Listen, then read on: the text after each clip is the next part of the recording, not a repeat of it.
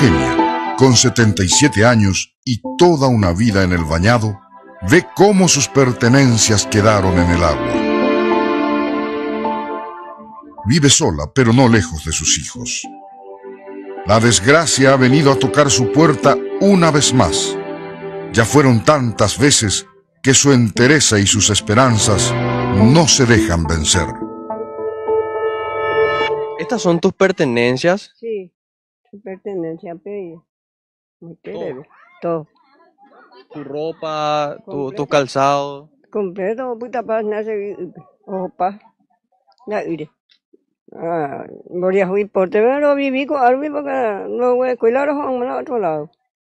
Pero se la están de la no voy a cuidar a otro lado.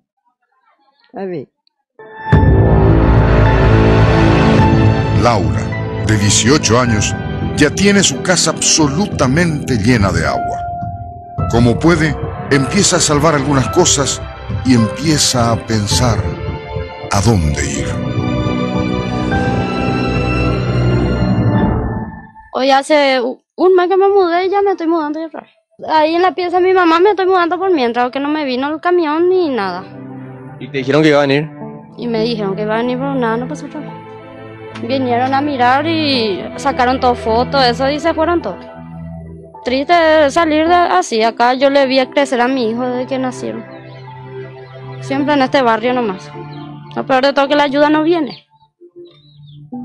Eso hace como un mes atrás también así estaba yo, pero cuando eso tenía terciano tenía. Estaba todo tuyupá, el agua estaba a la mitad de mi pieza y recién vinieron a ayudarme. Mi sueño era tener una casa material y donde no hay que huir y huir del agua. Eso nomás, un lugar estable.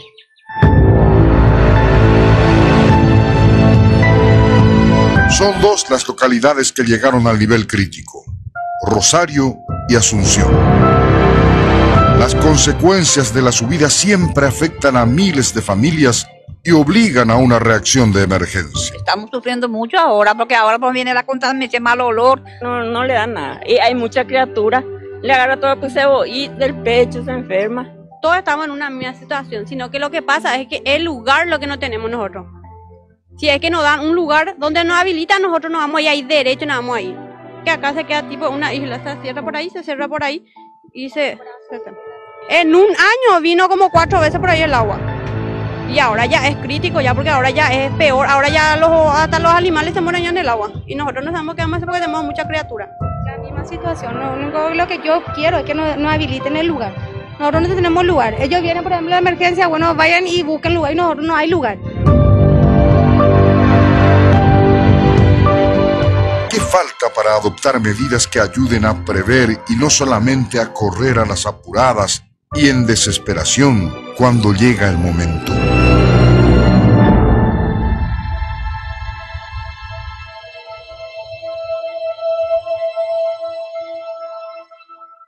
Esa es la pregunta que le dejamos abierta al ministro secretario de Emergencia Nacional. Acá estamos hablando, ministro, buenas noches, de gente que se rehúsa a salir de estos lugares, teniendo casas en las que podrían ir o no hay casas suficientes para la cantidad de gente que está en los bañados. Buenas noches, ministro. Buenas noches, Santiago. Es un placer estar en tu programa. Bueno, en relación a tu pregunta, es una pregunta amplia que involucraría a varias instituciones de Estado darte la respuesta. Yo, como Secretaría de Emergencias, formo parte del eslabón que estaría acompañando una solución definitiva a todo esto que hoy está viviendo nuevamente Asunción por un lado y departamentos del Chaco en otro contexto por la gran cantidad de lluvia caída, en donde tenemos también comunidades aisladas por efecto de lluvias y el impacto de estas en la infraestructura vial. Pero por ministro, tanto, insisto nomás en esta línea la pregunta de manera muy concreta. ¿Hay casas para esta gente y esta gente no quiere ir porque le queda lejos, porque el limpio llamó en Burima, porque no quiere vivir en Luque, quiere estar en Asunción? ¿O no hay casas para esta gente? Bueno, en primer lugar, yo no puedo hablarte si hay o no hay casas. Sí puedo hablarte de la experiencia, de dos experiencias que me tocó vivir, la de el traslado de gente a Itagua, a Las Colinas, que fue una experiencia de relocalización. La otra experiencia que habías mencionado al inicio del programa, del barrio San Francisco, son experiencias de relocalización. Hoy el gobierno, a través del Ministerio de Urbanismo y Vivienda, con el ministro Durán, ya tienen en vistas soluciones habitacionales definitivas para estas personas. No soy el más apto para explicarte eso, pero a tu pregunta clara y concreta, tengo que decirte de que no existen viviendas para estas familias, que están asentadas en lugares no aptas de asentamiento humano. Bueno, que todos sabemos eso a qué responde, ¿verdad? Quizás es una presión por otros problemas de Estado, ya sea pobreza o otras vulnerabilidades, bueno, que hace que también, como lo dijiste, que la gente invada el territorio del río. ¿Por qué pregunto esto de manera muy directa, ministro? Sí. Porque lo primero que se instala es, esta gente no quiere salir de ese lugar y porque quiere vivir así, está viviendo de esa manera. Entonces, la pregunta, por eso es tan concreta en la línea de, ¿hay casas y no se van porque les queda lejos y quieren vivir en Asunción o directamente no tienen un lugar a donde ir? Santiago, si me permitís, yo puedo hacerte referencia a una experiencia que la vivimos nosotros año tras año en la Secretaría, particularmente en la ciudad de Asunción. Nos sentamos nosotros con la Municipalidad de Asunción en mi oficina, con el plano catastral de Asunción, y en donde se están buscando terrenos para que esta gente pueda ir durante el periodo de emergencias. ¿Y cuál es la respuesta que recibimos? Y en nuestro dulce idioma guaraní te voy a decir, Oren Ondoro José Upe Peroñistala porque Mombrima Lorerogay.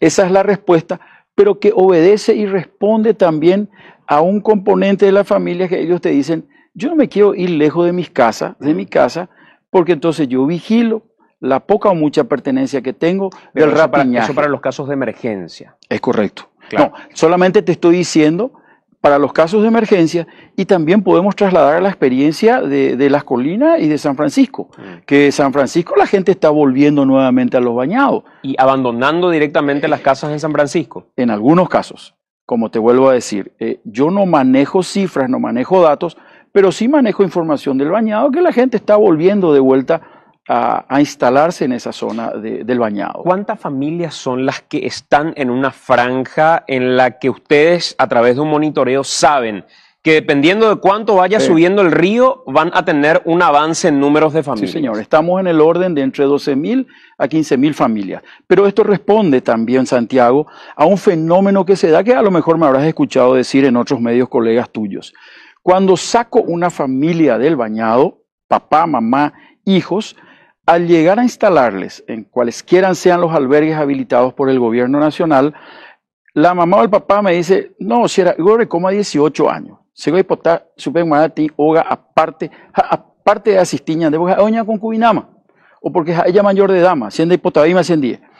¿Qué hace esto? Saqué un núcleo familiar como secretaría y estoy devolviendo al bañado 2 familias nuevas compuestas. Eso hace que en muchos de los casos no se pueda definir cantidad de familias que podrían ser afectadas. Y esto va consecuentemente en aumento en relación a la cota que yo tengo que evacuar. Y son 2 variables que la tenemos que trabajar. Uno es la invasión de la cota del río y segundo es la multiplicación de la familia por el efecto que te acabo de contar. Hoy esta gente está en un lugar en el que no debería estar. Si te referís por ejemplo, a la primera división de infantería, evidentemente que no. No, digo a la en el asentamiento humano, evidentemente que no. Evidentemente que no. ¿Cuánta gente, ustedes dicen, y ahí voy de nuevo a la pregunta, cuánta gente hoy está en territorio que es del río? A grosso modo, y quizás te esté diciendo una cifra errada, calculo que serían entre 25.000 familias, quizás más, que estén en estas condiciones. Y ustedes tienen una especie de monitoreo que les permite decir, y no sé si es muy fantasioso lo que voy a preguntar, pero si nosotros vamos reportando a través de los metros, desastre de 8 metros, ustedes tienen forma de decir, a medida que crece de esta forma el río, ¿este es el número de familias que va a ir siendo en este radio afectada o eso es muy fantasioso? No es fantasioso, pero sí habría que ajustar modelos que puedan determinar esta cantidad. En un principio habíamos pensado recurrir a la Municipalidad de Asunción a través de los catastros y patentes. Hay almacenes, hay supermercados, pero quedaba una población dispersa nuevamente que no iba a poder ser medida. Eso nos llevó nuevamente a que tengamos que estar en atención de acuerdo a la cota del río, cuántas familias salían. De hecho que tenemos nosotros un estimativo, pero nunca es exacto, nunca es exacto, por este fenómeno que te estoy mencionando. Y además el crecimiento también de la familia, ¿verdad? Hace 5 años atrás, al chico que estábamos sacando con 3 años, bueno, hoy está con otra edad ya también, y así sucesivamente toda la familia. Si no, la sensación que queda, ministro, honestamente, es de falta de previsión, porque si no se da esto que el otro día, yo no sé si tantas veces hemos visto a un presidente de la República que fue a la zona de bañados, pero lo sacaron a Mario Abdo de ahí. O sea, digo que lo sacaron, en el RI 14, lo sacaron de ahí porque ya habían llegado a un nivel de hartazgo en el que, atendé cuál fue el discurso de la gente. Probablemente haya sido bueno el gesto del presidente, repito, no recuerdo a alguien que haya recorrido en ese lugar y desde esa perspectiva es loable. Pero, ¿por qué la gente criticó? Porque dijo, ahora que viene el presidente, aparecieron todos los camiones de la SEM. Y nosotros ya veníamos pidiéndole a la SEM que aparezca para ayudarnos a mudarnos de acá, y no venían, y ahora ya los camiones no pueden entrar porque el agua ya avanzó demasiado. Entonces, la sensación que le quedó a la gente, y por eso finalmente lo recibieron hacia Mario Abdo, fue, ahora que él viene, vienen los camiones de emergencia. ¿Por qué no antes? Santiago, eso realmente no es así. En primer lugar, la visita del presidente obedeció a su interés de ver, en primer lugar, cómo estaban avanzando las obras de construcción de viviendas precarias, visitar a la gente en determinada zona, y lo que le crispó a la gente fue que lo estaban esperando para una entrega de un donativo que hemos recibido de Itaipú Binacional, al cual él en ningún momento estuvo eso en su agenda. Es lo que conversé con él y es lo que él me dijo. Me dice, ministro, yo quiero ir a ver cómo están las obras, voy a ver cómo está la gente y yo me retiro. Yo no quiero hacer ningún tipo de entrega ni absolutamente nada. Tal es así que me dijo, vaya usted, ministro, y reciba eso en mi nombre. Al presidente no lo sacaron de ahí. El presidente cumplió con la visita que tenía que hacer y se retiró. Pero se retiró porque era un ambiente hostil, ministro. No, Santiago, no. Él caminó entre la gente lo recibió. Eso no duró más de 11, 12 minutos. Le saludó. De hecho que la agenda de un presidente y su visita puede responder a diferentes horarios. Pero yo voy, ministro, al siguiente elemento. Repito, la gente no se molestó, y lo que nosotros reportamos en vivo desde ese lugar, la gente no se molestó porque no entregó Mario Abdo la ayuda. Nosotros no escuchamos críticas porque Mario Abdo no haya entregado la ayuda. La gente se enervó, y repito, porque dijo, ahora que viene el presidente, desfilan los camiones que no estaban antes. ¿Por qué? Eso responde, Santiago, a todo un programa de atención. Nosotros tenemos toda la ciudad de Asunción en donde estamos trabajando intensamente con el personal de la Secretaría. Por tanto, en la medida de las prioridades y en la medida en que nosotros vamos detectando, justamente dividimos la ciudad de Asunción en 10 zonas de trabajo, a efectos de poder reforzar en la medida en que los recursos se requieran. Y eso también nos da a nosotros una capacidad interesante de planificación. Es decir, mi director de logística, cuando personal de terreno reporta que necesita más camiones, eso se mete en una planificación. Hoy nosotros tenemos 103 camiones trabajando en toda Asunción. Y haciendo un poco memoria, cuando el presidente visitó la Secretaría de Emergencia Nacional, que todo el mundo dijo que era de sorpresa, yo conversé con él y me dijo, me voy yo a tu escritorio a ver cómo están las cosas. La directriz del presidente en ese momento fue la de reforzar las operaciones en ese momento, y lo cual lo hemos hecho, ¿verdad? Con activa participación de las Fuerzas Armadas, camiones del Ministerio de Obras Públicas, camiones del Ministerio de Desarrollo Social, del INDER. Todos esos camiones están hoy al servicio de la ciudadanía a través de la Secretaría. Yo noto claramente eso, ministro, pero repito, salvo que vos me digas, recién a partir de la visibilidad de estas cuestiones, desde el propio gobierno le dan pelota a la Secretaría de Emergencia o a la situación de emergencia. Porque, a ver, nosotros reportábamos a diario y no teníamos ese desfile de camiones de la Secretaría de Emergencia, de las fuerzas militares. Ahora hay hasta policías que se ponen el pantalón y van y se meten ahí al agua. Y hay fotos y uno dice, pucha, pero espera, acá en un momento se hizo clic. Y lo que no había en materia de presencia y de asistencia, ahora están teniendo de manera acelerada. No, ¿Ocurrió algo? No, eso responde, Santiago, a lo que habías mencionado, ¿verdad? El río va subiendo y el escenario y las necesidades son diferentes. Yo mismo hablé con el comandante de la policía pidiéndole camionetas y vehículos. Es decir, esto responde a las condiciones en las cuales está la población. Es decir, con 4,20 metros cuando está trabajando la Municipalidad de Asunción y la Municipalidad no me dice, te pido por favor que me apoyes, no son activados los mecanismos. Asumimos de que el municipio está trabajando con todos sus recursos. Una vez que la cota o las condiciones necesarias de evacuación o de afectación de familias así lo dicten, todas las Fuerzas Armadas, la Policía Nacional y como te fui diciendo, todas las otras instituciones de gobierno van cediendo los recursos a la Secretaría de Emergencia para que nosotros hagamos la administración a nivel de la ciudad. Entonces, yo te digo, Santiago, y el desfile de camiones me parece bien que lo hayan visto, pero eso no responde a que el presidente haya hecho una visita a la Primera División de Infantería. Ahora tenemos previsto ir a Concepción. Pero entonces, ¿a qué responde el desfile de camiones? Nada, el desfile de camiones responde, uno, a que los camiones del Ministerio de Obras Públicas, a partir de la fecha, ingresaron al stock logístico de la Secretaría de Emergencia, los del Ministerio de Desarrollo Social, los del INDER y así sucesivamente, para que nosotros vayamos administrando. Inclusive Corpos ESAP me prestó vehículos y lo seguimos teniendo hasta este momento, ¿verdad? Entonces, la logística implementada por la Secretaría de Emergencias, como te digo, responde a lo que está sucediendo y a lo que estamos viendo en fotografía del avance de las aguas. Ministro, en líneas generales, el otro día discutíamos en televisión también, porque me decías que ya habían conseguido que vayan a un predio del Ministerio de Salud estas personas que hoy están afectadas. Me dijiste, acá te doy una primicia, acabo de cortar la comunicación con el ministro Mazzoleni, ya tenemos un lugar. Es correcto.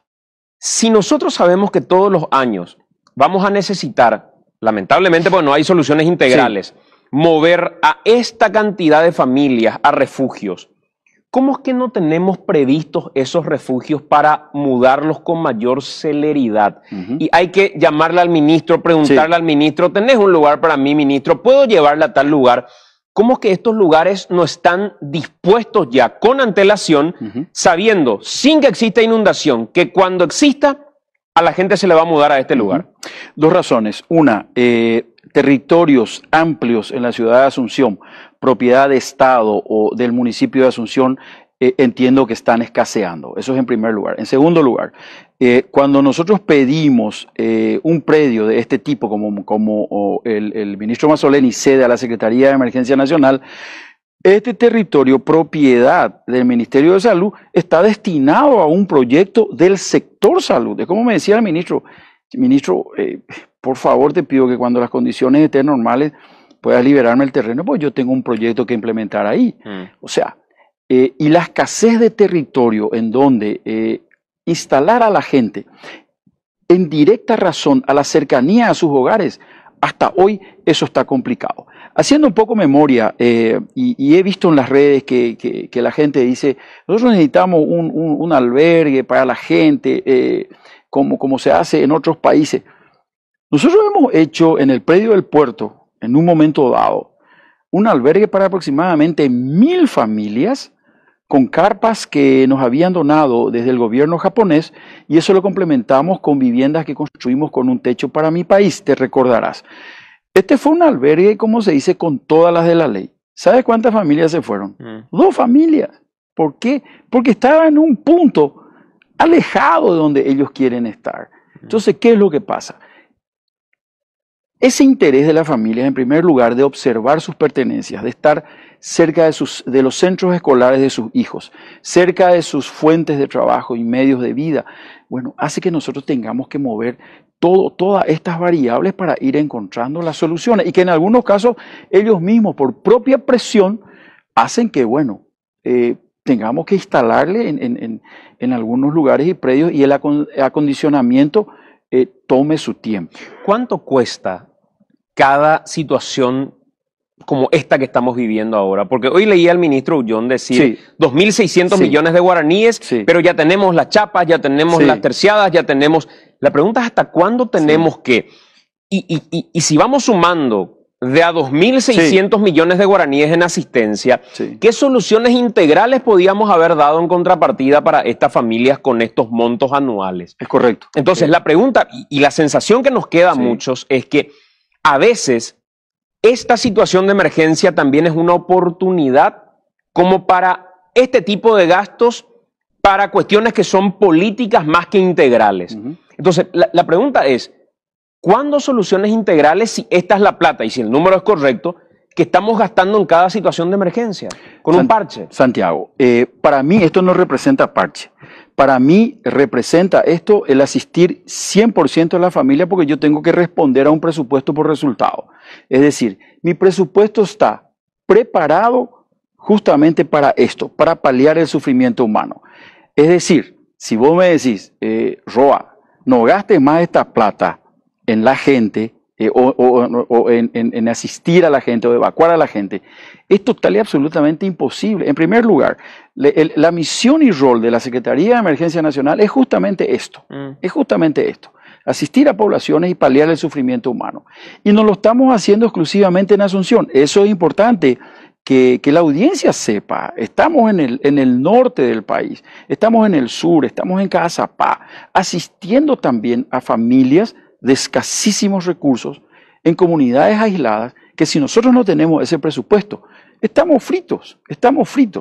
Y es absolutamente impensable, Santiago, tener un país en donde no exista este tipo de presupuesto para este tipo de situación. No, a ver, yo no sé si yo no me estoy dando a entender entonces estoy entendiendo tan mal. Entonces, pero lo que me queda del mensaje es, si no existiera esto, no tendría razón de ser el presupuesto de la Secretaría de Emergencia. Es impensable que tengas un país sin una fuerza de tarea y de respuesta. Pero yo lo que busco es un país que no esté repartiendo terciadas, chapas y puntales todo el tiempo, sino que un país que dé soluciones integrales en materia de viviendas a la gente que hoy está en esta situación. Porque si no, la invitación es, como nosotros tenemos presupuesto, vengan siempre, que siempre van a tener víveres cuando el agua crezca y van a tener siempre chapas y puntales como para poder ir a la plaza, qué sé yo, a algún lugar. Ok, mira, Santiago, tu análisis responde a lo que uno respira y ve, pero la realidad es completamente diferente, ¿no es cierto?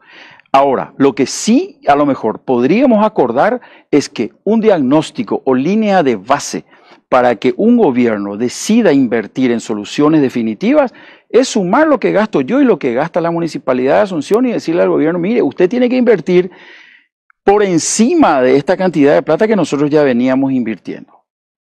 Entonces, lo que quiero nomás decirte, Santiago, es que las veces que ocurra esto, una institución como la Secretaría de Emergencias, como la Dirección de Protección Civil de Perú, como SINAPROC de Panamá, van a tener que invertir y gastar en la gente para paliar el sufrimiento humano. O sea, de eso se trata, finalmente, ¿verdad? Yo honestamente lo que creo es que un gobierno, cualquiera que sea, el que haya pasado, el que haya tomado en algún momento la administración, lo que debería buscar es soluciones integrales a este tipo de problemas. O sea, para mí que se siga cada año sabiendo que vamos a ir aumentando el presupuesto para chapas, para terciadas, para kits de alimentos, en situaciones de este tipo que podrían llevar a la gente, como en el barrio San Francisco o Las Colinas o en otro lugar, con soluciones integrales, la emergencia va a seguir existiendo, pero con otro tipo de rostro. O sea, probablemente ese dinero que hoy estoy invirtiendo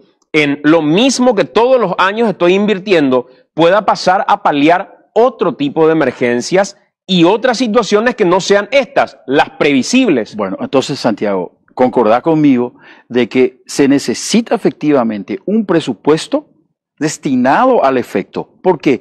Porque las emergencias no solamente ocurren en Asunción. Cuando ocurren en Asunción, la densidad habitacional, la presencia masiva de medios de comunicación, además de las redes sociales, hace que inmediatamente esto, bueno, tome vuelo de manera publicitaria, y eso hace que se disparen otros mecanismos. Pero yo pregunto, ministro, ¿esto es previsible o no es previsible?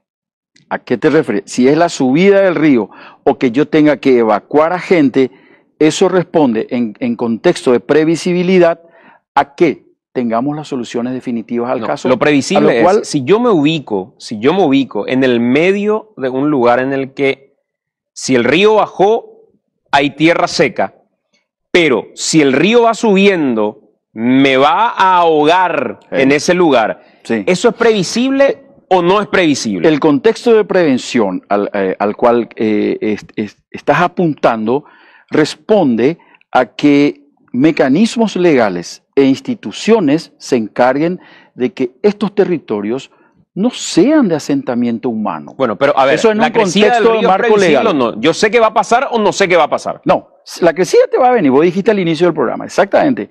Esto es cíclico, tiene una recurrencia, y eso es cierto. O sea, sabemos que va a pasar. Sabemos que va a pasar. Y si sabemos que va a pasar, no hay que autorizar el asentamiento humano. Entonces hay posibilidades de una solución integral. Definitivamente. Sin tener que todos los años recurrir a lo mismo. La chapa, pero la terciada. mientras ocurra, el Estado paraguayo tiene que asistir a la gente. No, eso es indudable. Sí, correcto. Eso es indudable, pero no podemos no dar pasos en materia de soluciones integrales. En este momento, y creo que te dije en la entrevista que me hiciste, que mantuve una reunión pactada con el ministro Durán por 20 minutos y terminé hablando con él por 1 hora 40. Él me convocó para decirme cómo íbamos a trabajar con las Fuerzas Armadas y una serie de cosas. Y terminé hablándole y contándole lo que realmente y en qué es lo que consiste hacer prevención pura y dura. Además, le entregué un Atlas Nacional de Riesgos, que es en donde se reflejan todas aquellas amenazas en las cuales está expuesta el territorio. El caso que nos ocupa hoy, la subida del río. Entonces me decía el ministro Durán, voy a empezar a trabajar en una solución definitiva, tomando en cuenta aquellas variables que me proporcione la Secretaría de Emergencia Nacional. En todos los contextos, ¿verdad? Es decir, desde técnicas constructivas nuevas, ¿sí? Desde la identificación de territorios aptos para asentamiento humano, y si estos territorios requieren de una inversión en contexto de mitigación, bueno, para que el Ministerio de Urbanismo, el Ministerio de Obras Públicas y en algunos casos la Secretaría de Emergencia Nacional podamos contribuir a que esta inversión pública, para que el asentamiento humano sea realmente habitable, lo tengamos que hacer sobre la base del intercambio de información y la inversión pública. Entonces, yo lo vi al ministro Durán muy entusiasmado. Te digo, no estoy en condiciones de hablar por su ministerio, pero por lo que suelo conversar con él, hay soluciones definitivas a mediano plazo, con créditos chinos, claro, con proyectos. Yo ministro, a eso es lo que voy. La CEN no puede estar solamente para este tipo de situaciones, porque maneja demasiada información como para decirle a otras instituciones, señores, nosotros todos los años estamos teniendo este problema. Y nuestro presupuesto podría ir a otras emergencias porque estas son previsibles. Es correcto. Entonces, lo que yo no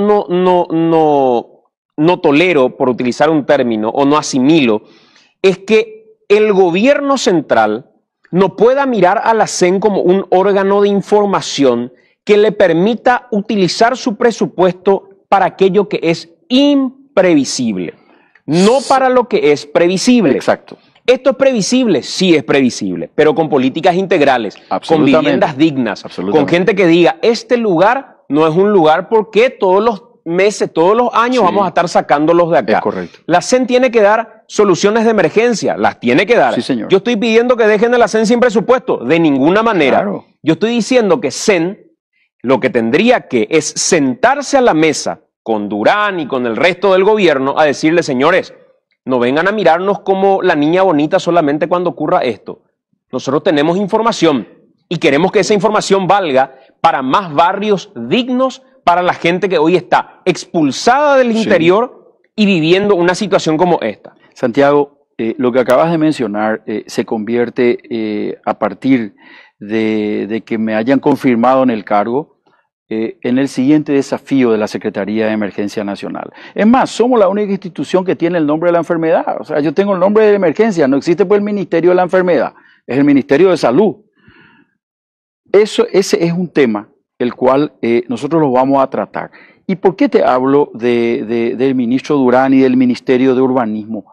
Porque me senté con él, he visto el interés que demostró el ministro Durán y de hecho estamos ya conectados a efectos de que nosotros podamos pasar la información al Ministerio de Urbanismo. Le estamos pasando al Ministerio de Obras Públicas y Comunicaciones para las obras de cielo abierto.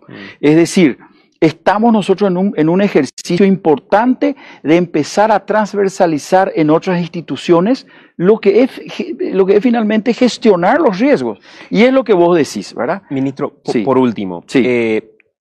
esta situación de emergencia, hoy a ustedes ya les tiene sin la posibilidad de dar más lugares para más albergues. No, tenemos. ¿Tienen todavía? Sí, tenemos todavía. ¿Y por qué la gente que se ubicó en las plazas, por ejemplo, Sí.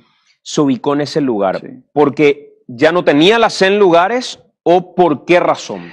Paso a explicarte. El municipio, como dueño del territorio, es el que finalmente me autoriza a que yo asista a familias instaladas, ya sea en vía pública, en paseos centrales, bueno, y ahora en plazas. Una vez de que la municipalidad me dice, Roa, sí señor, usted puede asistir, es en ese momento en donde yo entro a asistir. Y esto se dio el viernes y el sábado de mañana, que mantuvimos una reunión con casi todo el gabinete del señor intendente, en donde ellos me autorizan a que las familias que se instalaron finalmente en la plaza frente al Cabildo iban a permanecer ahí. Entonces, O sea, esa fue una decisión de la municipalidad. yo no soy dueño del territorio. O sea, discutimos, consensuamos y bueno, ellos cedieron, ¿verdad?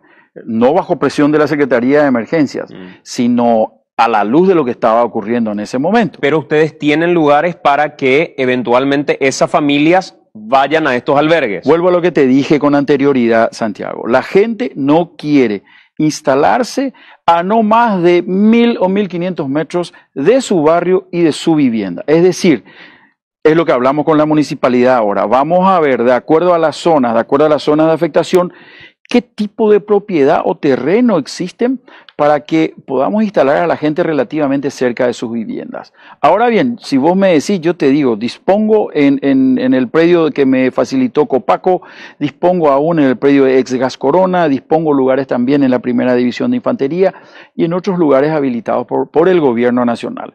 Ahora vamos a sumarle lo que el municipio está atendiendo para que podamos tener ya una cifra global atendiendo a que nosotros vamos a empezar a asistir a la gran mayoría de las familias que están fuera de sus casas. Ministro, gracias por acompañarnos, muy amable. Al contrario, Santiago, fue un gusto y creo que el tema que hemos tocado y que has tocado es algo que no tiene que terminar en AAM. Es algo que hay que traspolarlo a las instituciones y mucho te agradezco por lo que vertiste sobre la Secretaría de Emergencias. Somos una institución noble al servicio público, con gente que está trabajando día y noche, dejando hijos, padres, mamá, en sus casas y ellos asistiendo a la gente. Y finalmente te digo que el interés del presidente Abdo Benítez en el tema, como he podido conversar con él, nos va a dar grandes resultados a mediano y largo plazo. Gracias, ministro, muy amable.